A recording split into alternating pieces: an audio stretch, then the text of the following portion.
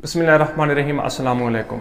मुअज़्ज़िज़ काश्तकार भाइयों, बात कर रहे हैं कपास की फसल में जड़ी बूटियों के उगने से हमारी फसल को कैसे ये नुकसानात पहुंचाते हैं, यानी जड़ी बूटियों के नुकसानात के बारे में थोड़ा बात करते हैं कि ये कैसे हमारी फसल के ऊपर दबाव डालती हैं, किन किन चीज़ों को ये इस्तेमाल करती हैं, इसके अलावा कौन कौन सी ये बीमारियों को और कौन कौन से इंसेक्ट को फैलाने का सबब बन सकती हैं।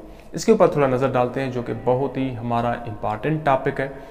देखिए दोस्तों, कपास की फसल में जैसे ही ये जड़ी बूटियाँ उगती हैं तो ये कपास की पैदावार में कमी का बायस बनती हैं। लेकिन पैदावार में कमी का बायस ये कैसे बनती हैं, इसके ऊपर बात करते हैं। देखिए दोस्तों, कपास की फसल के ऊपर हमला करने वाले बहुत से इंसेक्ट और बहुत से कीड़े, बहुत सी सफ़ेद मक्खी, इसके अलावा और भी बहुत सारे पेस्ट होते हैं जो कि कपास के लिए नुकसानदेह होते हैं और वो इन जड़ी बूटियों के अंदर छुपे हुए होते हैं। यानी कि ये जड़ी बूटियाँ कपास के ऊपर हमला करने वाले कीड़ों की पनाहगाह होती हैं, इसके अंदर ये छुपे हुए होते हैं।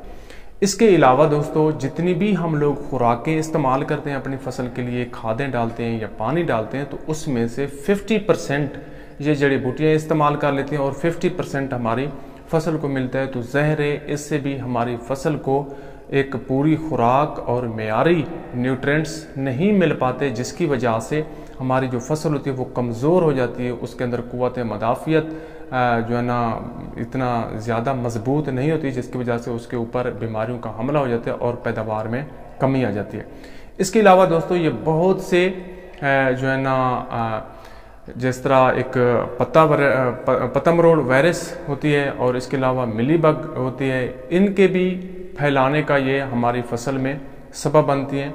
इसके अलावा बहुत सी ये अपने जड़ों से केमियाई मादे खारिज करते हैं जो हमारी फसल के लिए बहुत ही ये काफ़ी नुकसानदेह साबित हो सकते हैं।